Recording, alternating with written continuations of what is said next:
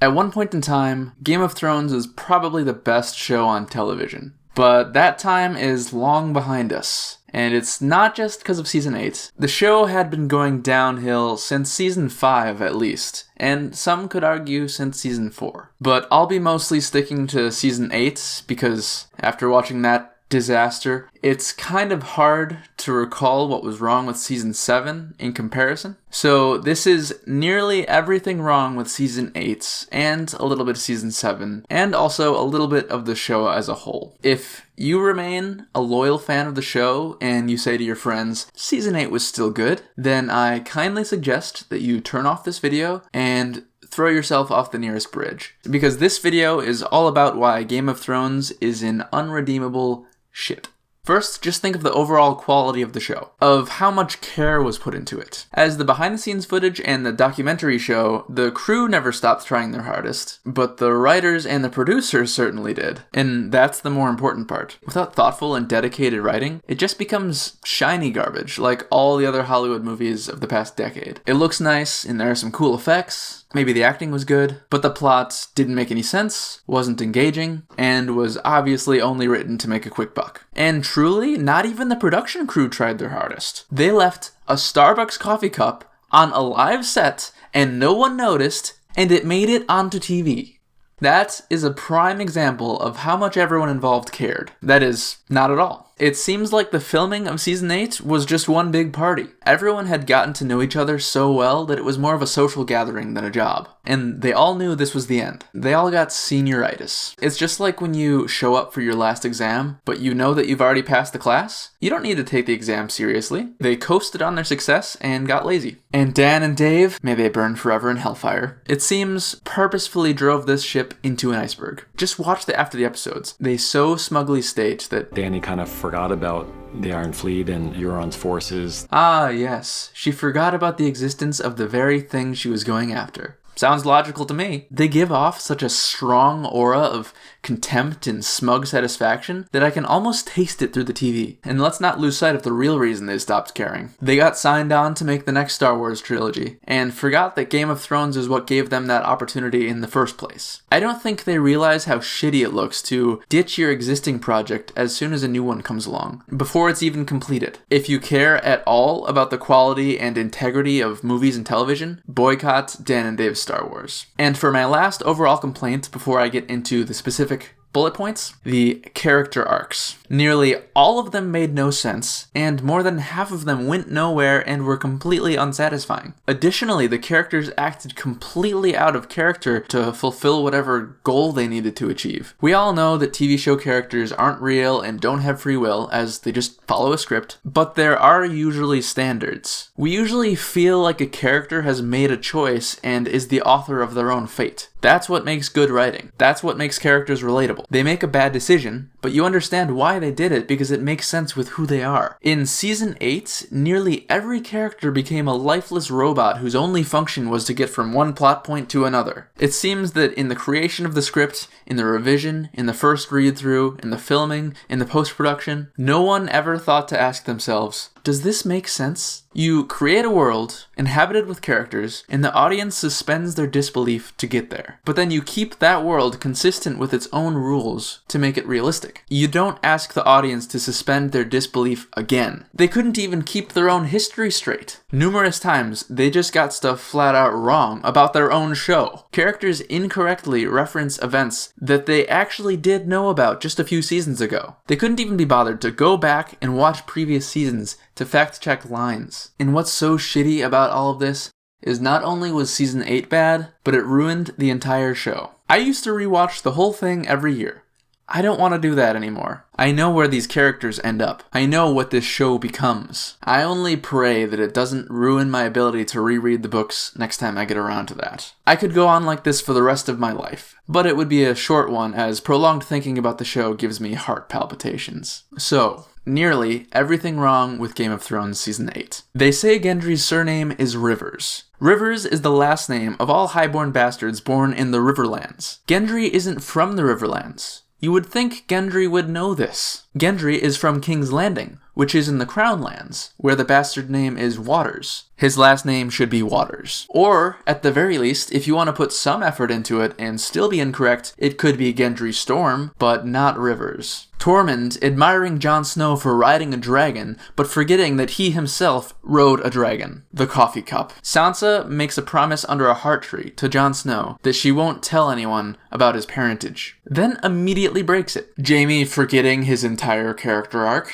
On a whim, he just decides that he wants to be evil again, and really he saved all those people in King's Landing years back for no reason at all. Putting characters in unsurvivable situations and having them survive anyway. Jon Snow falling into the ice lake in season 7. Every single character in season 8, episode 3. If you want a character to live, that's fine. Just don't put them in a situation where logically they would die. Daenerys somehow not spotting Euron's fleets when she's hundreds of feet in the air on a dragon on a clear day. Euron somehow hitting Rhaegal despite being on a moving boat aiming at a very fast moving target 3 times in a row without missing, no less. Ballista being able to harm dragons at all. You would think Aegon the Conqueror wouldn't have stood a chance at conquering the 7 kingdoms if that was a possible defense. Varys somehow accurately predicting that Daenerys would turn evil despite having no reason to believe that at the time. All Daenerys did was look weird at a dinner table and Varys thinks she's a genocidal maniac. Sansa hating Daenerys for no reason, or at least no discernible reason anyway. Sansa and Arya saying that they don't trust outsiders, yet they both trust outsiders. This is just hot garbage logic that they themselves don't even think, yet they said it. They don't trust anyone who's not a Stark, except Brienne, Gendry, Theon, Hot Pie, and Moonboy too for all I know. Bran being useless despite knowing everything. Jaime in Tyrion's hair is not blonde whatsoever. This really isn't a season 8 complaint. It was only blonde in season 1. Season 2 and 3, Jaime was caked in mud the entire time, so I give those kind of a pass. But especially from season 5 on, they just didn't even try to make Jaime blonde. And Tyrion became less and less blonde too. The coffee cup. Jon's only lines being, "You're my queen," and "I don't want it." Cersei sending Bronn to kill Tyrion and Jaime, but not killing Tyrion when she's got 100 archers pointing at him. I guess it's trying to show she doesn't really want him dead. But why send Bronn then? Because she knew Bronn wouldn't kill them? So she just gave Tyrion a valuable asset for free? It doesn't make any sense for Cersei to do, and it clearly only happened to give Bronn something to do. Bronn being hostile to Tyrion and Jaime, despite liking them, while openly declaring his allegiance to them and wanting rewards from them, knowing they'd be quite capable of having him killed. Bronn managing to waltz into Winterfell holding a crossbow without any problem. Remember in season 7 when the Winterfell guards wouldn't even let Arya in? Well, times have changed. Now we let in grown men carrying weapons, no question. Bronn lucking out and managing to find Tyrion and Jaime as they both sit alone in a room, almost as if waiting for Bronn to enter for his scene. Cersei not immediately killing Daenerys, Drogon, and everyone else when they come to King's Landing. They've got ballista on every wall. If Drogon is out of ballista range, then so was Rhaegal in the previous episode. Daenerys is sitting there unprotected. If Cersei is any kind of intelligent like they want her to seem, she would have riddled Daenerys with arrows as soon as she was within range. That would have secured her victory. The Hound deciding that now is the time to go kill his brother after 40 years of having that as an option and no new reason to do so. The fact that there are any Dothraki left at all after episode 3, or any Northern Army. In the after the episode video of episode 3, Dan and Dave even say, What they see is just the end of the Dothraki, essentially. But the last 2 Dothraki seem to spend the next few episodes cloning themselves, and by episode 6 there's 40,000 of them again. How in episode 4 they tried to make it seem like in episode 3 tons of people died with those funeral pyres, but there wasn't actually that many bodies, and basically all main characters lived, and it really didn't matter. Subverting expectations for the sake of subverting expectations, even when it completely invalidates and renders meaningless entire plot lines. Arya teleporting into midair. Arya killing the Night King despite having no plot connections to him whatsoever. The Night King failing his first battle after 8,000 years of prep time. 7 seasons of White Walker mystery and build-up, only for the long nights to last one evening and really have no consequences at all. Turns out it was a piece of cake to defeat the army of the dead, and Cersei was right for not worrying. Having to twist Melisandre's line to Arya from season 3 to pretend that it had anything to do with her killing the Night King, and like it was planned all along. Characters teleporting all over the world. Usually it was Varys. Character decisions not making any sense within their own history and personalities, and only existing to get from plot point A to plot point B. No one knowing who the Lord of Storm's End is, despite the fact that everyone should know who the Lord, or at least the Castellan of Storm's End is. How anything off-screen doesn't seem to actually exist. The only Lords of the North are the ones in this room. The only people in the world are the ones you can see. They forgot to continue to make the world seem full, and now it very much seems like a play. How any previous scene doesn't seem to mean anything to the current scene. Every scene exists within its own world, and all character motivations or attitudes or relationships are forgotten between scenes. Daenerys having any fleet left at all. Euron destroyed it 3 times. Tyrion and others counseling Daenerys to lay siege to King's Landing and starve them out, rather than attack them directly, because they don't want people to die, but starving them is likely to result in more deaths than assaulting them directly. With one option you kill civilians and soldiers, and with the other option you just kill soldiers. Tyrion trying to appeal to Cersei's humanity several times despite having clear evidence that it doesn't work. None of Tyrion's ideas working for the past 3 seasons. He's made out to be some genius, but in actuality, he's an idiot. The completely nonsensical battle strategy employed in episode 3. Fighting a battle outside your castle walls. Do you have any idea what a castle is for? It's a defensive structure for the sole purpose of being inside it when enemies come. But yet in seasons 5, 6, and 8, when an enemy comes to Winterfell, the residents of Winterfell choose to abandon intelligent military procedure of actually being inside a castle and instead risk battling in an open field. The Dothraki had steel araks, which would be mostly useless against the army of the dead. So it's awfully lucky that Melisandre showed up to light them on fire. Otherwise, what else were they gonna do?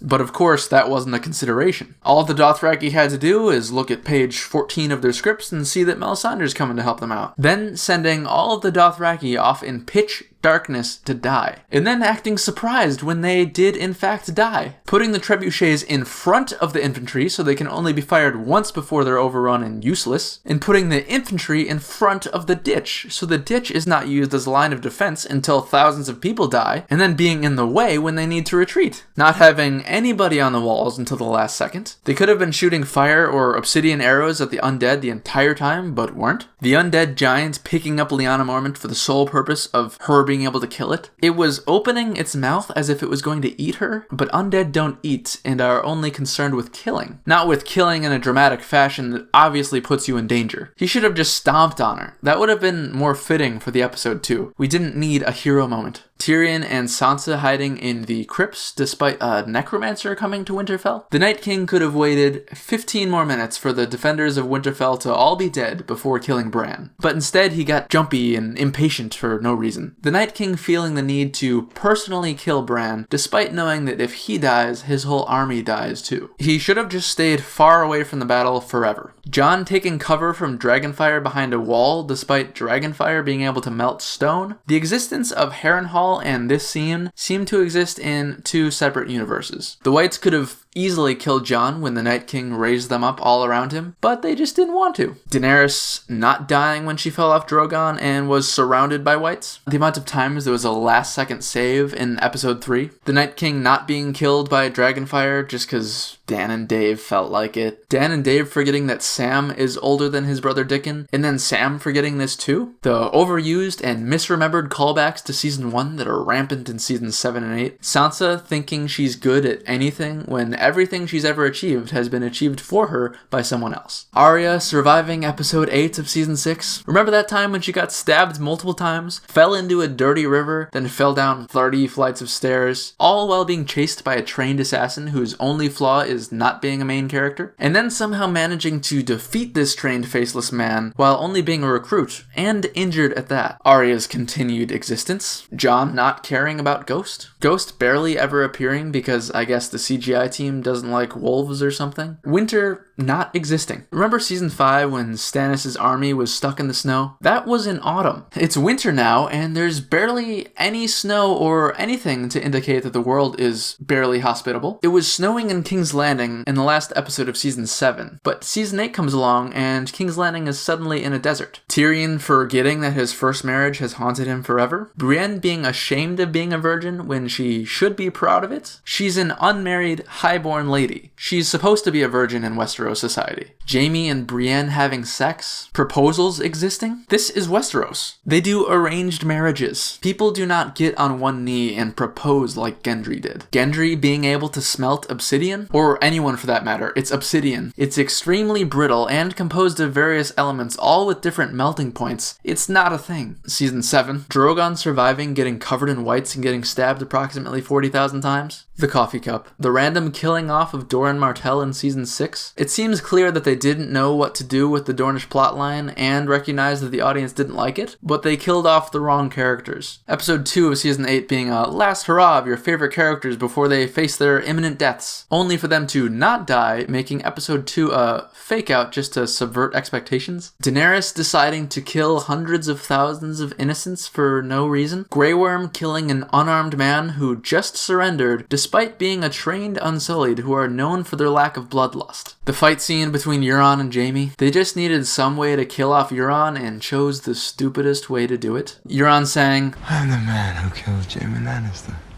Jaime and Cersei's useless death scene, Qyburn's useless death, the over-the-top dramatic fight scene between the Hound and the Mountain that no one actually cared about, the Hound out of nowhere going back to his violent ways and desire to kill his brother despite seemingly getting past that in Season 6, Daenerys not knowing about Jaime's escape when Tyrion set him free, how the amount of death and destruction and misery in Episode 5 was played out to be worse than in Episode 3, Daenerys' turn to evil having next to zero build-up aside from Varys' as of then unfounded intuitions, turning a beloved hero liberator character into a monstrous villain in the last 2 episodes of the show after 7 seasons of character development that is all now just worthless. Arya deciding that she doesn't want to kill Cersei after all, at the last moment, instead of any moment before then, like in the past several years or during that whole trip to King's Landing with her and the Hound, but they chose that moment because it would be the most dramatic. Arya being invincible for the 100th time as she escapes a burning King's Landing.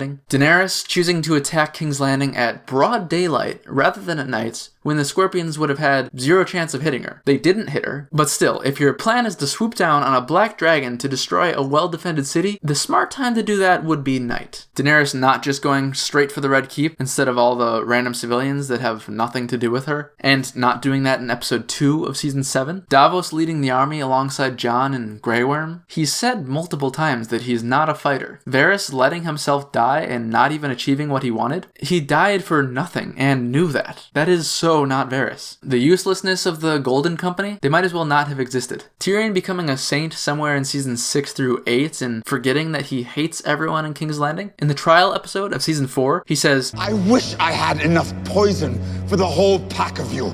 I would gladly give my life to watch you all swallow it." Cersei basically doing nothing at all in Season 8 and having no plan for when Daenerys comes. She just watches from a window and sips wine. It turns out Cersei was actually a pretty good queen. The people seemed to be prospering, no one was getting burned alive, and there was stability. Euron not being able to see Drogon coming in a clear sky, but somehow being able to see Rhaegal from behind a rock, and not being able to hit Drogon with 100 ships, despite personally hitting Rhaegal 3 times in a row. Bran saying he doesn't want to be Lord, yet he wants to be king. Bran saying that Jaime has a purpose, but really he didn't. Tyrion's logic at the Great Council in the last episode. Tyrion saying that Bran has the most interesting story of all the characters, despite Bran not even appearing in a whole season of the show because they didn't know what to do with his character. Plus the fact that he's a useless, personality-less sack of shit. Grey Worm not immediately killing Jon after he finds out that he killed Daenerys. Drogon melting the Iron Throne instead of Jon, and then randomly flying away with Daenerys' body. Arya's useless, "I know a killer when I see one" line. Wow, who'd have thought Daenerys is a killer? What an insight after witnessing her kill 500,000 people. Sansa insisting that the North remain independent, even though Bran is a Stark. Anyone else agreeing that Bran should be king, especially since the North is independent. Basically, everyone is consenting to the Starks ruling everyone. Yara forgetting that she wanted the Iron Isles to be free. Arya becoming an explorer. Her entire character arc was about accepting who she is, a Stark. She spends years pretending to be other people, and then when she comes home and can be Arya Stark again, she says, "Fuck that, Winterfell sucks. I learned nothing. I'm out of here." Jon's entire storyline becoming useless. Jon being sent to the Night's Watch, except, what? How is there even a Night's Watch? Why is there even a Night's Watch? And then he seemingly immediately deserts to live as a wildling. Sam being Grand Maester even though he's not even a maester. Bronn being Master of Coin for no reason. He would be really horrible at that job. Bronn still being alive? Don't get me wrong, I like Bronn. But the perfect time to kill him would have been in season 7 during that weirdly Western loot train episode. The Dothraki in the finale? If we accept that they even exist, which is ridiculous, then there's only 2 reasonable options for them. And the show chose neither. Either they all kill themselves, because in season 6 Daenerys makes them all her Blood Riders, and that's what Blood Riders do when their call dies. Or if they rationalize away that option, they loot all of Westeros because they're leaderless, Westeros is weak, and that's what Dothraki do. But instead they somehow become regular civilians just walking around King's Landing. The time jump in the finale. That's just lazy writing. And that's essentially sums up all of the problems I have. Lazy writing. Yeah, I've covered enough. There's far more that could be stated that is wrong with the show, but my voice is actually starting to hurt, and you get the point. It's shit. Let's try and forget that it ever existed. Thanks for watching, and let me know if you agree down in the comments, or disagree, or what else you think was wrong with it, or if you're a crazy person who thinks season 8 was good, or season 7 for that matter, or really season 6. I'll put some of my other videos right there that you can check out if you want to, and if you'd be so kind, you could like, you could subscribe, whatever you want to do. No pressure. But yeah, thanks for watching, and until next time.